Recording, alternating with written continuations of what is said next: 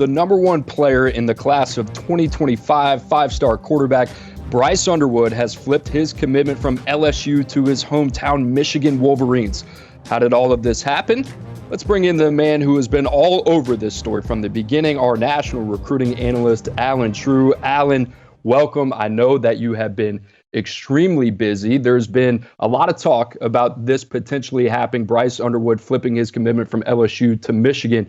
How were the Wolverines and Jerome Moore able to get this one done?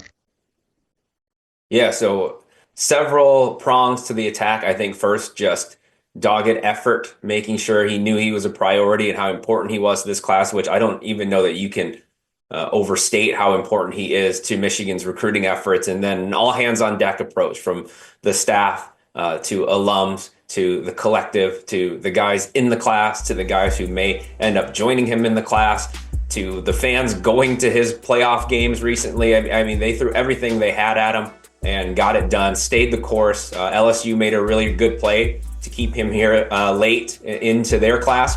Michigan was undeterred by that, and I think the combination of immediate playing time as well as being, he grew up watching Michigan, it's close to home, and then Michigan able to get not only competitive in NIL, but also exceed what was already out there, helped all put together into this commitment.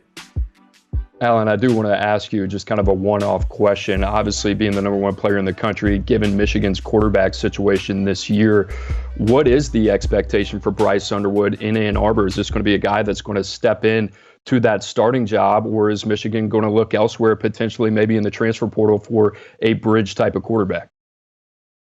Yeah, I think all of those things could happen. I think they probably will still look into the portal for a quarterback. They do have Jaden Davis, who was a heavily recruited guy from a year ago, but I think that's a room that they've wanted to fortify. That said, I do think the expectation is for Bryce to come in and compete for the job. And he told me previously in the summer that he was realistic. He knew he wasn't going to necessarily come in as the day one starter, but he wanted the opportunity. And he had looked at some guys in the past like Trevor Lawrence, who did not come in as the day one starter, but ended his freshman season as a starter. He felt he could do that. Now, I think you can look elsewhere in the conference and look at a guy like Dylan Raiola as a model for this is the best case scenario for a guy like Bryce to be able to come in, take the reins right away, kind of have the keys. And Raiola has lived up to the billing by my standard, and I think Bryce could do the same thing. But I don't think Michigan is done at the quarterback position. I think they will explore some portal options as well, and it sounds like Underwood was already made aware of that when he committed.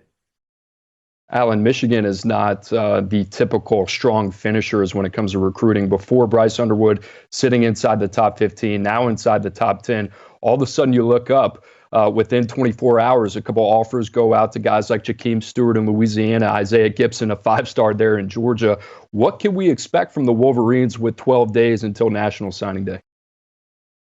I think you can expect a lot of movement. I think now it gets to the point where, like you said, it's flipped around to the point where they may have an issue with how much room do we have left. All these guys want to come. I know the phones have been ringing. A lot of recruits who had previously written Michigan off or maybe hadn't even considered Michigan at all are now wanting to speak to the staff, and they're going to use that to their advantage. They've already had some flip candidates on campus. Derek Meadows is a big one because he was committed with Bryce at LSU. There's some other guys coming in this weekend and even midweek. And so you're looking 25, 26. There's the whole board is now open to Michigan. So the next 12 days, I'd say Michigan fans need to buckle up, and there's going to be some new names that pop up that you either forgot about or weren't an option for Michigan before that may now become options.